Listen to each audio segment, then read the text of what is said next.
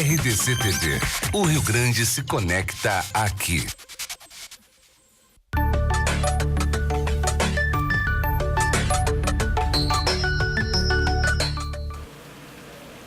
É uma satisfação tê-los aqui conosco na RDC TV, no nosso programa Tempo em Família. Hoje nós vamos abordar um tema que é muito discutido e mal entendido. Por isso, tanta discussão, tanta controvérsia e tantas pessoas que, de repente, adotam um tipo de guarda sem sabê-la a melhor ou não para o seu modus vivendi. Nós vamos tratar da guarda compartilhada. Vamos distingui-la das outras guardas e, principalmente, eu vou chamar atenção porque guarda não é poder familiar. O poder familiar é aquele vinculado ao liame biológico, pai para filho, ou quem adota, que faz às vezes de filho tão legítimo quanto o biológico. Então, nós temos que distinguir poder familiar, que é um poder que tem o pai, que tem a mãe, independentemente da guarda ser exercida por um ou por outro, ou até por terceiro, sendo pai e mãe inconvenientes para administrarem a vida daquele filho pequeno. Hoje, as nossas convidadas conhecem o assunto e vão poder nos oportunizar um aprofundamento e uma distinção do que é a guarda. A nossa convidada primeira é a doutora Liliane Braga Luz Oliveira. Ela é defensora pública, atua nas varas de família do nosso Foro Central e é dirigente do Núcleo de Defesa da Mulher da Defensoria Pública. Doutora Liliane, é um prazer tê-la aqui conosco. Obrigada, doutora Sala. É uma satisfação estar aqui presente no programa de hoje. Ter essa oportunidade, então, de tratar de um assunto de extrema relevância, em que há muitos mitos acerca da guarda compartilhada, muitas dúvidas pela população. Então, a gente poder estar aqui proporcionando esse debate. A Defensoria Pública, ela é muito conhecida pelas pessoas, pela sociedade, por uma nossa função típica, que seria a defesa das pessoas pobres e sem condições de contratar um advogado. Mas nós temos uma atribuição, que é a atribuição em educação em direitos. Então, eu lhe agradeço a oportunidade, porque esse é um espaço que nós podemos, então, estar atuando com a nossa atribuição de educar em direitos. Então, poder falar um pouco, me tirar um pouco da minha situação do Foro Central, do dia a dia, com os processos, com o atendimento assistido, e então falar um pouco de educação em direitos e desse tema tão relevante. Muito obrigada. Eu que agradeço. É uma prestação de serviço, não é, doutora? As pessoas conhecem, sabem da existência, da atuação tão eficiente da Defensoria, mas têm até dificuldade em saber como procurá-la, onde estão, que condições tenho eu de ser assistida pela Defensoria ou não, e isso nós vamos resolver hoje aqui. Também a nossa outra convidada é a doutora Magda Mello, que é presidente da Sociedade de Psicologia, doutora em Psicologia, essa formação feita em Madrid, psicanalista pelo Sigmund Freud. Doutora Magda, é uma satisfação tê-la aqui. Saúdo a Sociedade de Psicologia, da qual tenho muito orgulho de pertencer. Então, é uma satisfação para todos nós poder trabalhar essas questões. O convite nos honrou, né? Obrigada. Estarmos aqui para podermos abordar o papel do psicólogo nessas questões, né? Porque o psicólogo, tanto como mediador, como psicoterapeuta, ele vai possibilitar o esclarecimento de questões conflituadas, porque sempre que há uma separação, nós sabemos, há conflito anterior, né? Então, é importante esse momento para nós fazermos circular a palavra da Sociedade de Psicologia do Rio Grande do Sul, né, e dos psicólogos. Com certeza, muito obrigada. Nós vamos começar com a doutora Liliane, que vai nos esclarecer os pontos de dúvidas que assolam a população que passa por isso. E as pessoas com 35 anos de idade, aqui no nosso Rio Grande do Sul, estão 70% já separadas ou numa segunda relação. Doutora Liliane, como a lei brasileira chegou neste panorama atual em que a guarda compartilhada passou a ser regra? Passou a ser regra? Sim. Então, quando nós vamos falar de direito das famílias, é sempre importante a gente verificar as mudanças, a complexidade da sociedade. Então, as alterações sociais, elas vão, de uma forma imediata, alterar as relações de família. Então, com a inserção da mulher no mercado de trabalho, nós tivemos uma mudança muito relevante no equilíbrio familiar. Então, de igualdade do homem e da mulher, e isso foi se alterando. E com a nossa Constituição Federal de 1988, nós tivemos, então, o princípio da dignidade da pessoa humana como um corolário e diversos outros princípios que estão abordando e são muito importantes nos direitos das famílias. Como, por exemplo, a igualdade, como eu falei, entre o homem e a mulher, a proteção integral da criança e do adolescente, que passam de uma situação de objeto, mas sim de sujeito de direitos, e também o afeto como um elemento essencial dos vínculos familiares. Então, é nessa perspectiva constitucional do direito às famílias que nós vamos ver uma série de alterações. Então, se nós formos analisar a questão da guarda, tem tudo a ver com essas mudanças sociais. Então, vamos pensar um pouco na questão da legislação, né? Como é a mudança de legislação que existiu. No Código Civil de 1916, nós falávamos em desquite. Isso. Então, quando havia o desquite, os casais analisavam quem era o cônjuge culpado de acabar aquela relação familiar, né? Se discutia a culpa. Então, normalmente o que se acontecia era o cônjuge inocente acabava ficando com a guarda dos filhos. Nós tivemos depois a lei do divórcio, que também na mesma conjuntura se discutia a culpa no término das relações. Somente com a Constituição Federal, então, que como a criança e o adolescente, como sujeito de direitos, aí sim vai se verificar que deixar de ser um objeto e deixar de se analisar os erros ou acertos do casal em relação à guarda, mas sim o que é melhor para aquela criança, o que é melhor para aquele adolescente. Então, nós chegamos ao Código Civil de 2002. No Código Civil de 2002, com o término dos vínculos conjugais, não se analisa mais a culpa. Isso é irrelevante para o direito. Então, assim, aí, a partir desse momento, a guarda passa a ser o interesse da criança. Então, se muda um paradigma, uma perspectiva. E aí, a regra geral, naquele momento, era a guarda unilateral, que, historicamente, é uma guarda materna.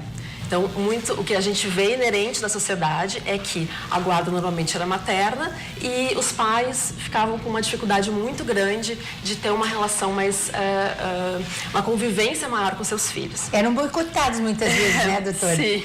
Então, assim, a guarda compartilhada, ela só vai entrar no nosso ordenamento jurídico em 2008. Então, é muito recente.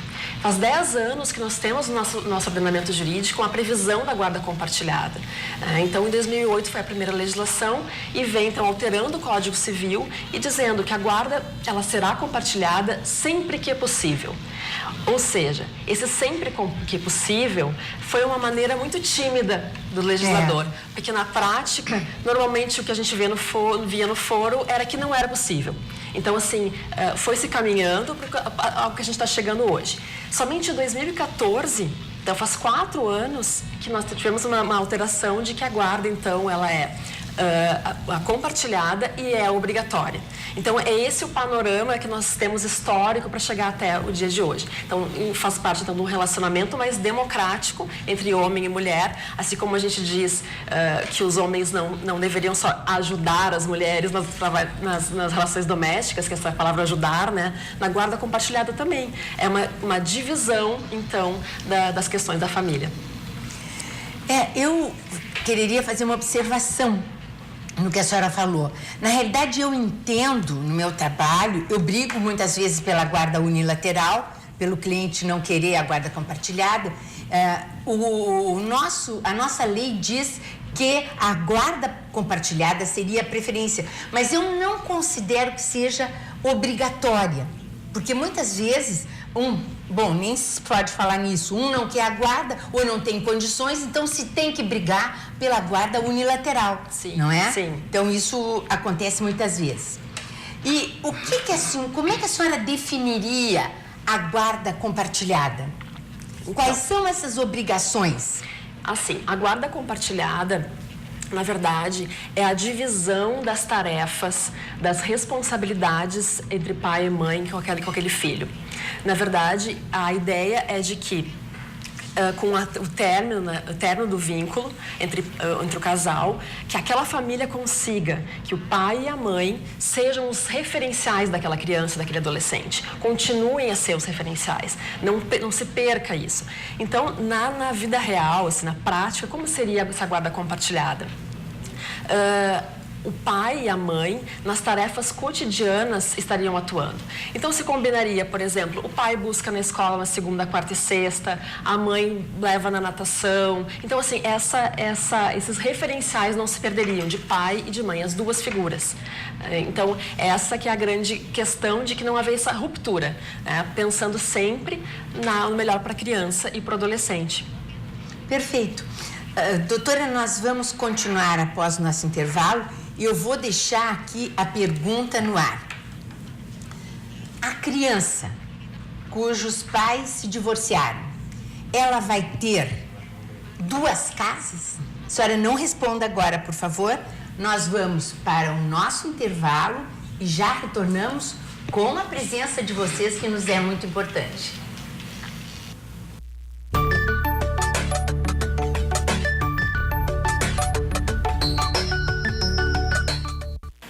Retornando, nós vamos formular novamente a pergunta para a doutora Liliane, defensora pública, que nos está esclarecendo sobre guarda compartilhada.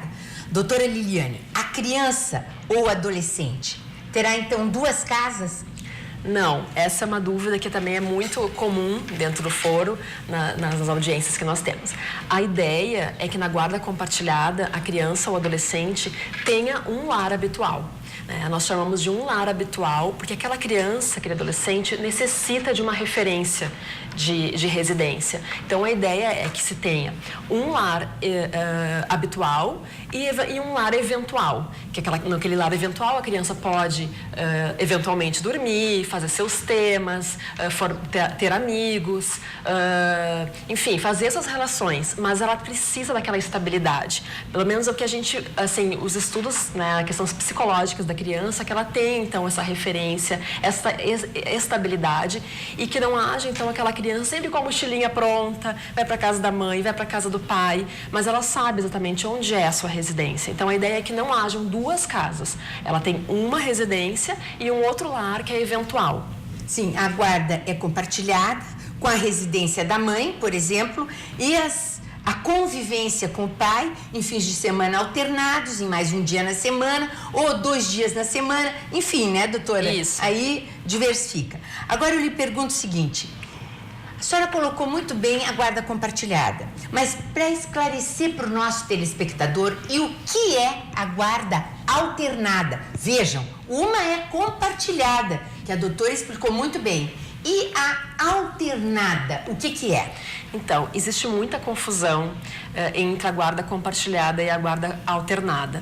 Na verdade, a guarda alternada, ela não tem previsão legal no sistema brasileiro, e a guarda alternada seriam como se fossem duas guardas unilaterais, mas divisão de tempo. Então, a criança ficaria uma semana na casa da mãe, uma semana na casa do pai, ou 15 dias na casa da mãe, 15 dias na casa do pai. E naquele período que a criança está com um dos genitores, o outro não estaria exercendo a guarda. Se entende que não é o melhor modelo, né? Porque eu já falei antes da questão do hábito, da referência, e também porque a criança ela precisa dessa rotina, então de ter um lar, né? Então, assim, há casos que existe a guarda alternada, as pessoas fazem, assim, a gente sabe que até na audiência na semana passada a gente teve um casal que relatou, eles achavam que estavam tendo uma guarda compartilhada, mas era alternada. Eles faziam exatamente isso, uma semana na casa do pai, uma semana na casa da mãe, e nós questionamos, mas está dando certo? E eles responderam, sim, está dando certo. Então, aí é uma questão muito peculiar, assim, é muito difícil disso acontecer, de dar certo. A nossa indicação, a nossa orientação sempre é da guarda compartilhada e não da alternada.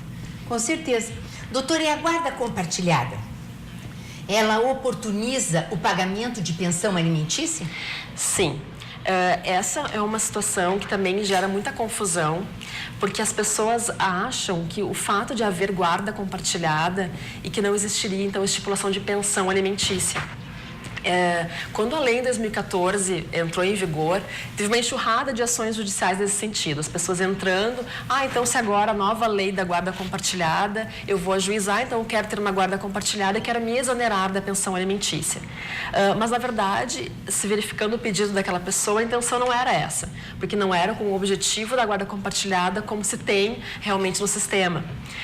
Então, assim, como eu relatei antes a questão de que há um lar habitual, por isso mesmo há a pensão alimentícia, porque aquele genitor que reside com a criança, ele que vai arcar com os custos daquela habitação, com as contas de luz, de água, enfim, ele que vai estar com aquele medicamentos, a comida, é ele que vai arcar. Então o outro pai sim deve pagar a pensão. O que pode haver é alguma diminuição, alguma revisão em relação se, por exemplo, como eu mandei aquele exemplo, que o pai fica 3, 4 vezes na semana almoçando, então isso pode ser levado em conta, em razão da estipulação da fixação da pensão alimentícia. Mas sim, a regra é que vai ter a casa de um dos genitores e vai ter estipulação de pensão alimentícia. Doutora, e se os pais não têm uma boa relação? O que acontece muito nas nossas vidas de nos depararmos com isso. O divórcio ou a dissolução da união estável são litigiosos, né? É possível estabelecer a guarda compartilhada mesmo nessa circunstância? É aí, doutora Saula, que é o maior campo de atuação dos operadores do direito. Diríamos que é o maior desafio dos operadores do direito e da área da psicologia e assistente social, né? Então, assim, é possível, sim, e é nesse contexto que a gente tem essa maior atuação. Porque a nossa legislação, o Código Civil, ele prevê que a guarda, ela pode ser compartilhada de forma consensual, ou seja, os pais têm esse acordo de guarda compartilhada, ou porque o juiz vai decidir. Então, se nós verificarmos que o pai e a mãe têm condições de ter a guarda dos seus filhos, nós temos que incentivar, sim, ainda que haja o litígio, é nesse palco que todos os operadores vão atuar. Com muita propriedade, a gente vai ter a atuação aí dos psicólogos, que vão nos dar esse suporte profissional para nos dizer o que é melhor para essa criança. Então, se a gente verificar que é só por uma questão de litígio, a gente tem atuação sim para conseguir demonstrar. Porque, na verdade, o que a gente precisa é de uma conscientização dos adultos. Tem que verificar que a guarda ela não é para o adulto, né, para beneficiar o pai ou a mãe, mas sim aquela criança. Então, assim, muitas vezes quando os dois têm condições de ter a guarda, se o juiz dá a guarda para o pai ou para a mãe, vai só, às vezes, acirrar mais o litígio. Porque aí, aquele pai que tem a vontade, tem a possibilidade, ele vai ter uma visitação lá a cada 15 dias, né? Vai ter aquela angústia toda, não vai poder participar da vida do filho no cotidiano, saber como ele está indo na escola, né? Poder levar no médico. Então, assim, é nesse momento de litígio que a gente vai ter a maior atuação e tentar. É muito difícil, a gente sabe, né? Não é fácil, mas, assim, esse é a nossa maior busca. É verdade. Doutora, e se os pais moram em cidades diferentes? O que pode acontecer muitas vezes, ou se separam e vão embora. Como é que fica essa guarda compartilhada? É cabível? Existem 2 posicionamentos em relação a isso, doutora. Existe já uma decisão do STJ que entendeu que não era possível. Era um caso até do Rio Grande do Sul, onde um dos pais morava no Rio Grande do Sul, outro em Santa Catarina, e se decidiu que não seria possível naquele caso.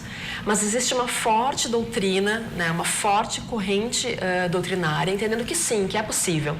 Como eu falei mais ou menos como é que funciona a guarda compartilhada, se nós formos pensar que mora um pai, por exemplo, em São Paulo e a mãe em Porto Alegre, é bem possível que o pai que mora fora, ele tenha sim esse contato cotidiano. Hoje com as redes sociais, né, o que a gente consegue, essa participação, essa coparticipação, ela é possível na guarda compartilhada. Nas decisões importantes daquela criança, o pai participar mesmo morando em outra cidade. Então, essa é a tendência de se admitir, sim. E em quais casos descabe a guarda compartilhada?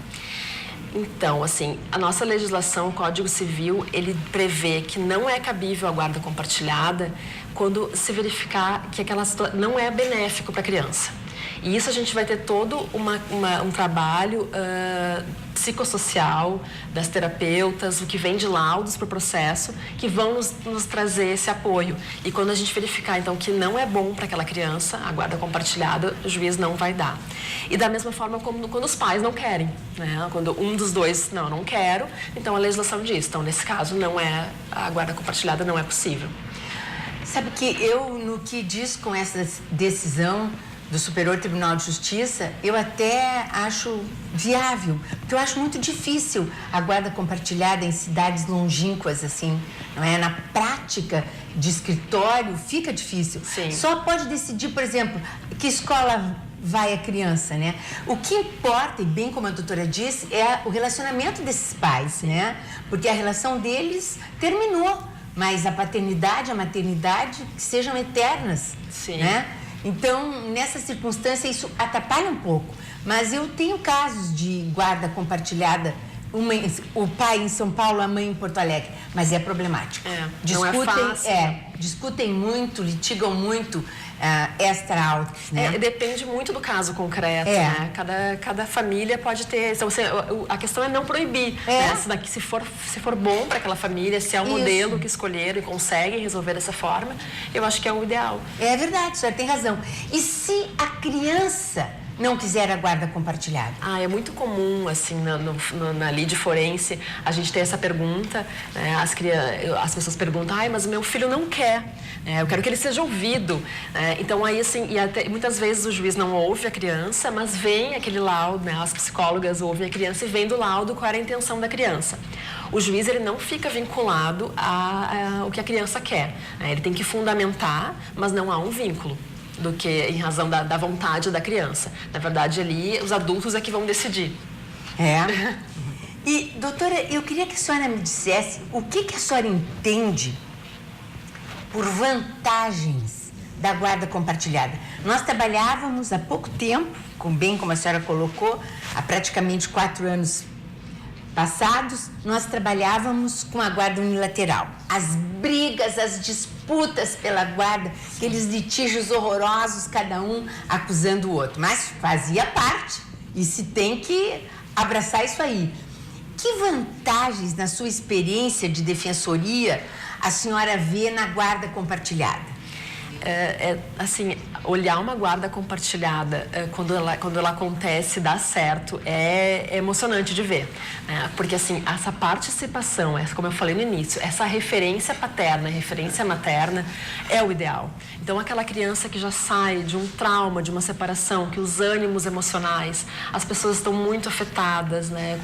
Com uma carga emocional bastante abalada, e aí elas conseguem esquecer o seu indivíduo, a questão dos traumas, das culpas em relação ao casamento, e conseguem olhar para a criança, é o melhor, porque a criança ela vai ter um equilíbrio, ela vai ter muitos menos problemas emocionais na escola, sociais. Então, por isso que é o modelo ideal. Eu acho que a gente vem trabalhando nesse sentido, é uma mudança paradigmática muito importante, leva muito tempo, como a gente falou no início, é uma questão histórica, então a gente tem que ir alterando e demonstrando para a sociedade o que é realmente a guarda compartilhada, que o pai e a mãe têm esse papel, então, em dividir as tarefas, estar presente, nada melhor que uma família em que o pai é presente, que a mãe é presente, e as pessoas conseguem, então, dividir suas tarefas. A criança, com certeza, vai ser mais feliz.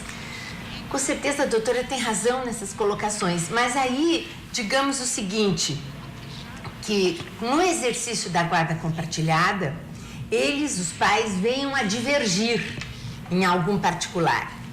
Isso que vai oportunizar é um pedido de suprimento judicial para que se saneie o não de um, ou que se não lhe permita aquele sim mesmo que o outro quer, por exemplo, para uma viagem do filho. O filho vai viajar para o exterior, um pai permite, o outro não. A guarda é compartilhada. Quem vai resolver? O magistrado.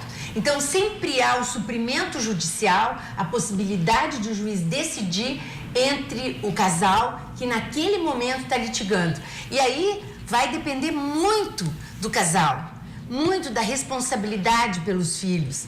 Muitas vezes a gente vê discussões na frente dos filhos, agressões na frente dos filhos. Isso marca, isso traz sequela para toda a vida. 35 anos eu trabalho só nessa área e hoje atendo pessoas que eram filhos de pais que eu separei e que hoje se estão separando. Por outros motivos, enfim, não quer dizer que uma coisa repercuta na outra, mas a pessoa fica com sequelas das agressões. Agora, se na realidade eles conseguem oportunizar um divórcio sem que haja agressão moral, agressão física, então, na realidade, isso é o ideal, porque aí o filho vai viver bem com o pai, nas horas de convivência com o pai, bem com a mãe, nas horas de convivência com a mãe, e é o ideal, melhor do que ver os dois discutindo em casa. E a doutora falou muito bem em hoje não se buscar a culpa nas decisões, só que cabe indenização por dano moral nas varas cíveis, porque eu sou uma das que não aceita muitas agressões, nem se fala em física, se fala em morais, não é? Muito desrespeito, passar na frente do cônjuge com uma outra pessoa com quem conviva, denegrir a imagem do cônjuge em sociedade, inventar falsas notícias sobre o comportamento daquele cônjuge. Isso não pode ser esquecido, isso tem que ser buscado numa indenização por dano moral, numa vara cível. O nosso programa está muito bom, a doutora fez uma participação perfeita, elucidando o que é guarda compartilhada. Nós vamos para um intervalo e voltamos já com a doutora Magda Mello, que vai colocar aquela visão do profissional de saúde mental que é tão importante. Até seria tão bom se pudesse acompanhar cada separação um profissional de saúde mental, não é, doutora? Com certeza. Então, até daqui a pouquinho, quando nós esperamos vocês de volta.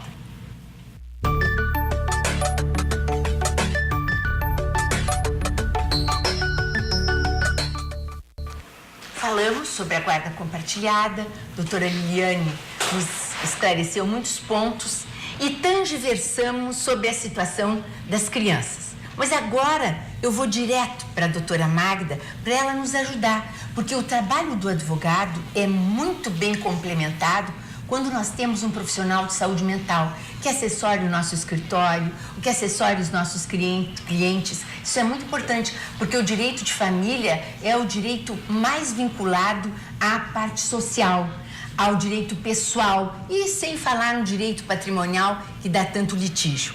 Mas, doutora, é um prazer, como eu já disse, tê-la aqui conosco.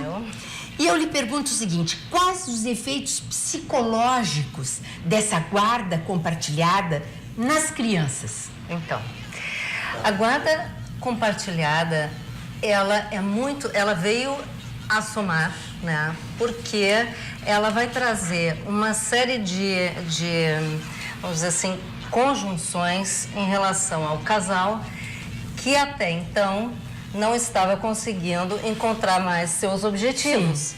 Então, quando um casal se separa, eu vou começar um pouquinho antes, assim, ele perde os seus objetivos em comum.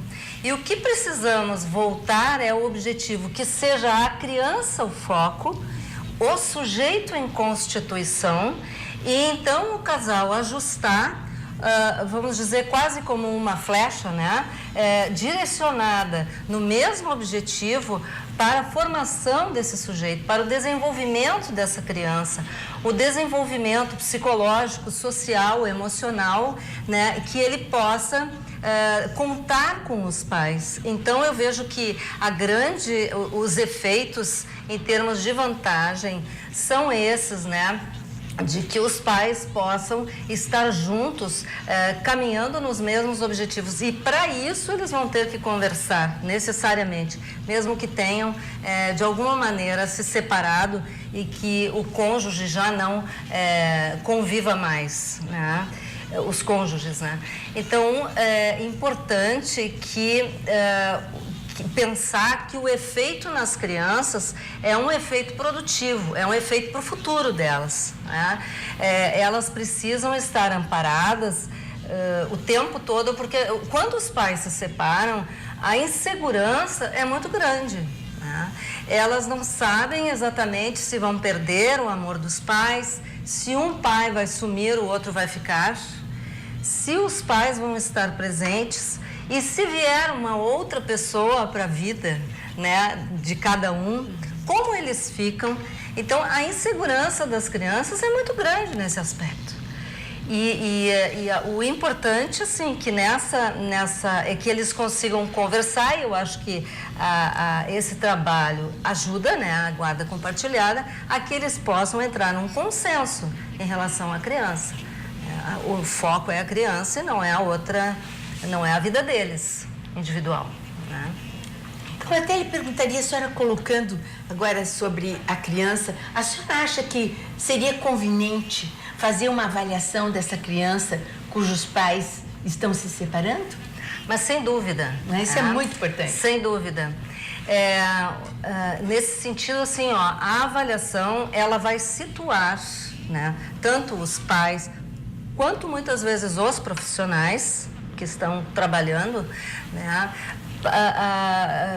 a nível emocional, vamos dizer assim. Como é que está essa criança hoje e como é que realmente os pais estão lidando com isso? Porque existem também, o que já foi citado, assim, as falsas verdades, né? Então, isso é algo que poderá ficar subjacente dentro dos casos e que precisa ser nomeado. Às vezes até uma alienação parental, né? Exatamente. A alienação parental não precisa ser algo declarado, assim, né? Que seja visível. Ela pode ser implícita. Então, poder trabalhar esses aspectos, colocar em palavras o que não é dito, porque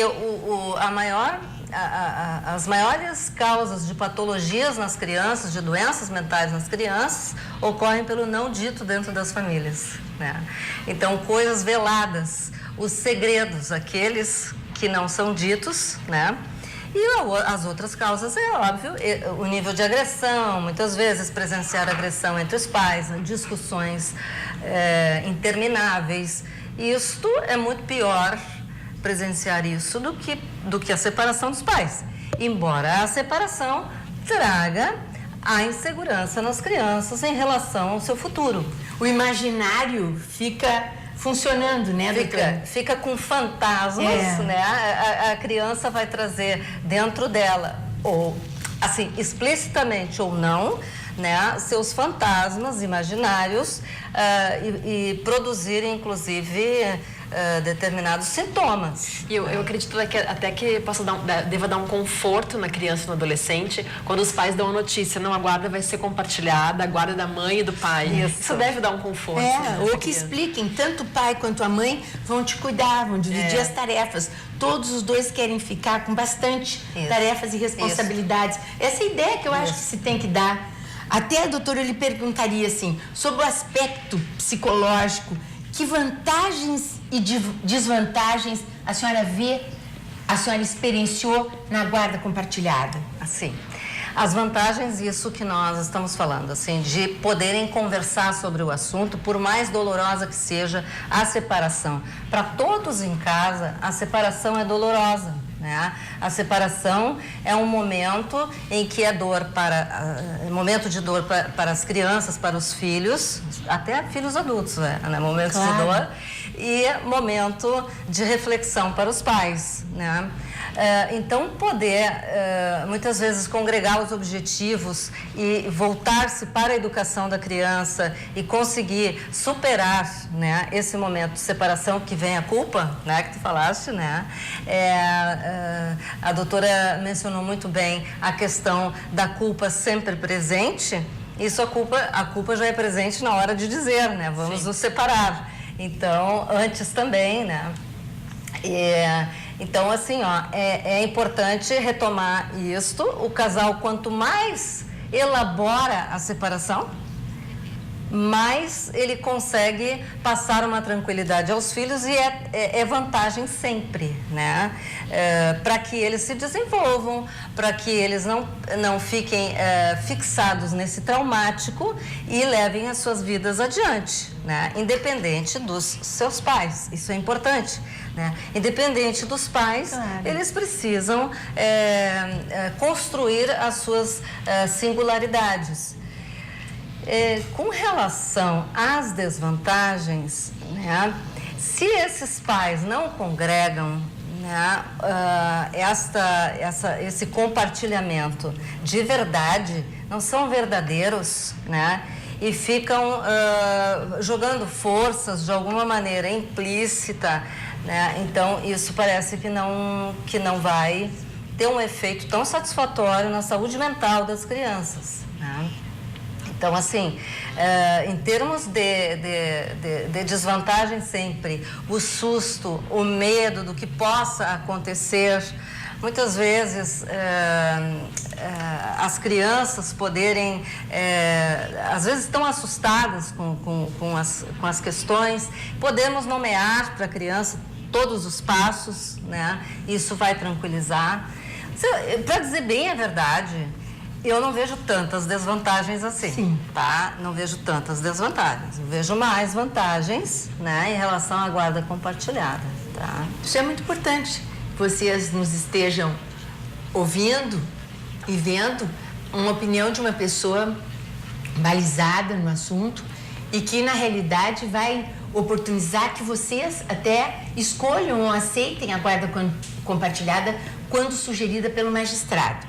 Doutora, como os casais separados irão compartilhar a guarda quando têm objetivos diferentes de vida, inclusive de valores? E se eles se separarem, na realidade, a gente já prevê que tenham valores diferentes, não é? Isso. Como é que fica essa situação?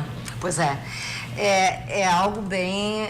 às vezes eles não conseguem chegar, talvez o magistrado não vá conseguir chegar à guarda compartilhada, né? Na opinião que eu ouvi aqui de vocês, né?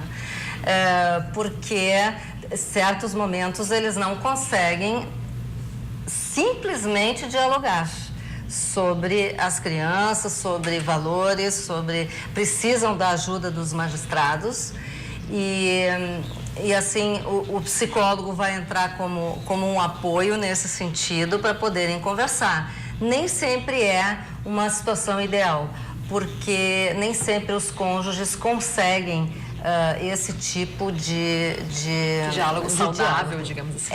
Eles não conseguem. Então, assim, infelizmente, nós não temos uma situação ideal, né? O ideal seria que se conseguisse, que as crianças conseguissem experienciar essa situação, né? E levar da guarda compartilhada, no geral, né, possível, levar da guarda compartilhada a melhor experiência, né? Então. Doutora, e como conciliar internamente a guarda? Como conduzir as diferenças evidentes do casal frente às crianças? Porque o profissional de saúde mental, de repente, vê uma parelha completamente divergente, não é? E essa criança? Como conciliar? Mas eu acho que esse assunto é tão delicado e é tão importante que nós tenhamos um tempo mais dilargado para falar sobre ele, que então eu vou pedir o nosso intervalo e nós já retornamos falando em Tempo em Família.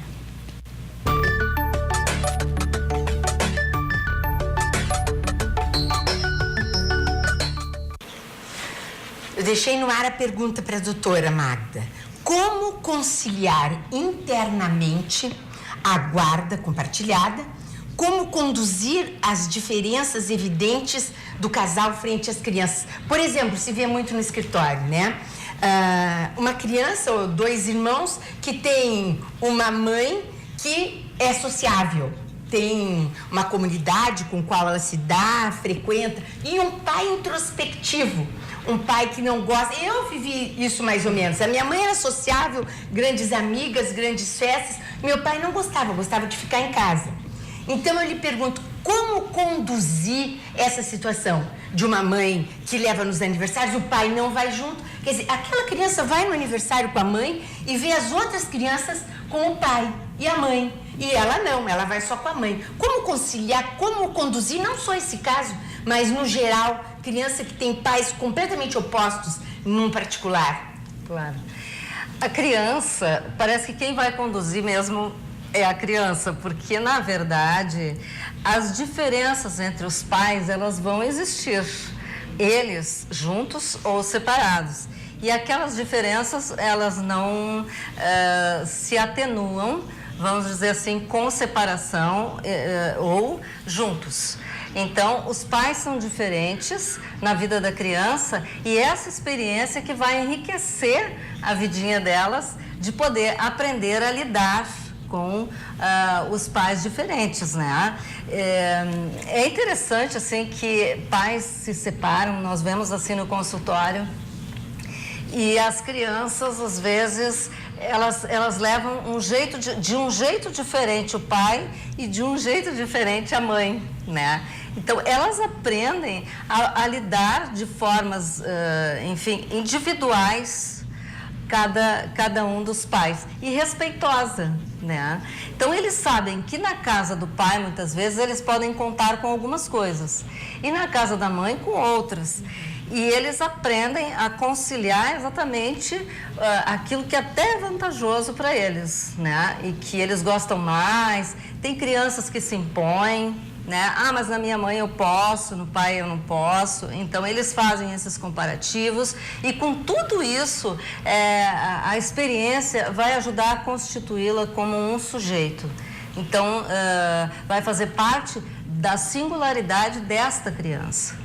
Então, como uma pessoa se constrói ao longo da vida e a função materna e a função paterna são fundamentais, por isso que a guarda compartilhada eu entendo que seja interessante por isso, né? São fundamentais para a constituição psíquica desses sujeitos.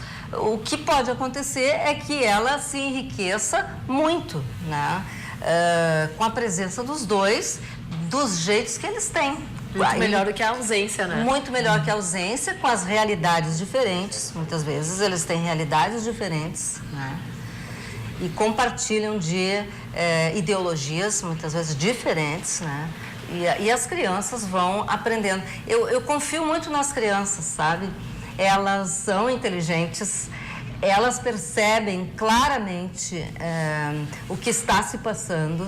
Então, as crianças são... sempre fazem a comunicação entre os pais, né? E conseguem muitas vezes levar melhor isso do que o próprio adulto. O adulto cobra, né, do outro uma postura, muitas vezes, que ele pensa que seja a ideal, né? E nem sempre a criança pensa a mesma coisa. Nem sempre a criança está exigindo que o pai tenha tal postura, né? É um ideal da mãe, muitas vezes, ou um ideal do pai, que a mãe tenha determinada postura. Então, é importante também colocar que as crianças, elas vão construir seus psiquismos como uma síntese disso que elas viveram da vivência parental, né? Essa vivência parental são os pais e as outras pessoas, né? Então, as suas características vão trazer como, vamos dizer assim, eixo, né, toda essa história. A história que eles tiveram com os pais e a história que eles estão tendo agora e que o futuro lhes reserva. Doutora, e os aspectos de saúde para essa criança? Como é que funcionam? O estímulo à autonomia, à saúde, à segurança. Como se deve fazer? Como o profissional de saúde mental prepara esses pais? Porque eu acho que isso parte dos pais, não é? Isso. A escuta dos pais é fundamental, claro, né, em todos os âmbitos, por todos os profissionais. Mas a saúde mental das crianças,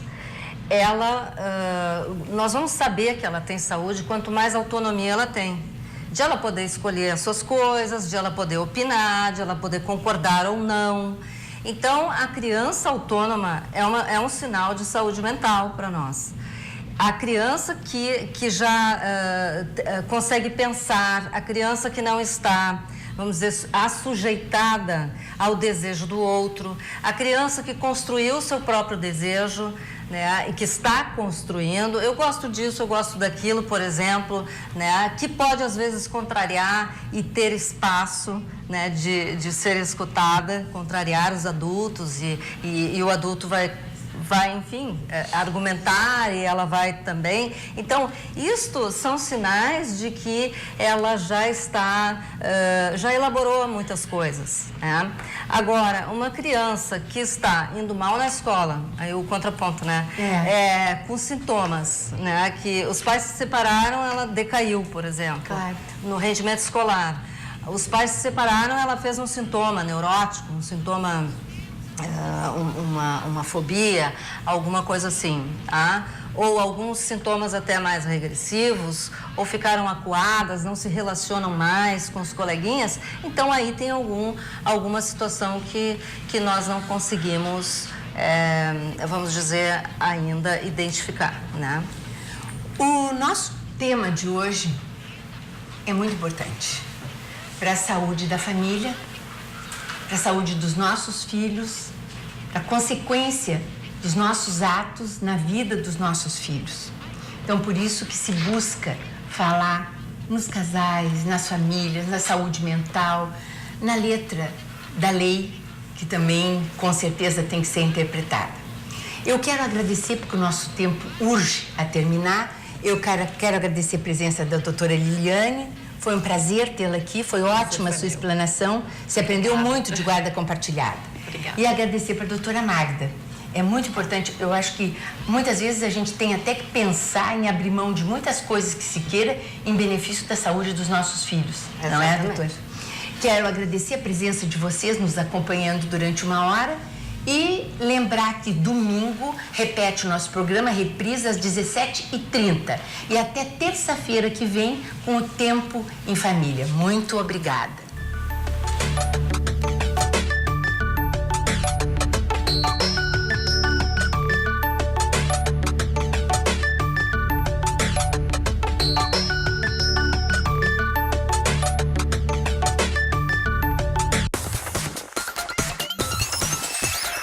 RDC TV.